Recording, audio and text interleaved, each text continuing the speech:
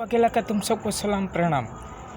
आज जो भाव बढ़ गया, मगर पहले लॉकडाउन में कम था, तब इंडिया कितना कमा सकता था, इंडियन सरकार कितनी कमा सकती थी जो उसने दिमाग आजमाया होता था। अभी यूएस को 800 MB का संग्रह रखने का उसके पास तक जगह है, जब चाइना के 555 MB संग्रह रख सकता है और जापान 518 MB संग्रह कर सकता है पेट्रोल। और जो इंडिया है ना, वो 36 MB मतलब 12 दिन ही संग्रह कर सकता है। 12 दिन के बाद जो इंडिया को पेट्रोल नहीं मिला ना, तो इंडिया में लेने के देनी पड़ जाएगी। तो इसीलिए हमें अरब देशों से आजीजी करनी पड़ती है। मगर एक देखा जाएगा तो एक दिन में एक बेलर में 159 लीटर आता है एक बेलर में। तो हमारे डेली यूज होता है 3 मिलियन बेलर। 3 मिलियन बेलर मतलब होता है 30 लाख बेलर डेली यूज होता है।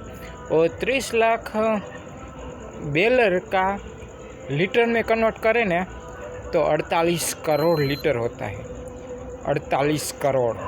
अब सोचो, विदेश में भाव गिरा है 1 रुपया, तो 48 करोड़ का मुनाफा हो सकता है। और 1 रुपया चढ़ा तो इंडिया को 48 करोड़ भुगतने पड़ते हैं डेली इंडिया में 48 करोड़ लीटर यूज होता है। तो लॉकडाउन में संग्रह किया होता है तो एक दिन में 48 करोड़ कमा सकती थी इंडियन सरकार। और अभी भाव बढ़ रहा है तो उसमें भी सरकार ही कमा रही है, क्योंकि उसमें 40% टैक्स होता है सरकार का और 24% राज्य सरकार का टैक्स होता है और 3-4% बस पेट्रोल पंप का सर्विस टैक्स होता है, वो जो सर्विस देते हैं उसकी। बाकी आप जो भी 35 रुपये लीटर होता है वो 100 में आसपास बिकता है।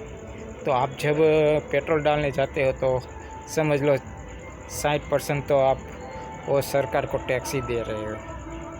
तो इसी तरह है, मगर फिर भी सब बिंदास घूमने वाले हैं और बिंदास चलने वाला है। जय हिंद। अमृतवाला केला की इस चैनल को लाइक करें और सब्सक्राइब करें। और एक बात कमेंट में आई थी कि भाई विकलांग को कोई पेट्रोल पंप में छूट दी जाती है, तो आप 5% विकलांग को पेट्रोल पंप में लाइसेंस में छूट आरक्षण है, उसको आरक्षण रखना पड़ता है 5%। मगर उसमें भी बहुत पैसा लगता है, 40 लाख जैसा पैसा लगता है। और ज़मीन होनी चाहिए और स्टडी भी कुछ 10 या 12 होनी चाहिए, बहुत कुछ लगता है, तभी जाके वहीं मिलता है। वो तो आम आदमी जैसे ही वो करना पड़ता है, उसमें कोई छूट नहीं होती है।